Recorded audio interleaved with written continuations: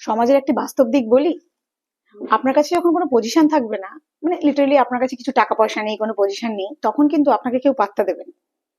আর এই আপনি যখন কঠোর পরিশ্রম করবেন, তখন সমাজ কিন্তু আপনার উপর হাসবে। ধুর, কি করে দেখা যাক, আগে কিছু করুক তো, এটা করলে এটা হয় না।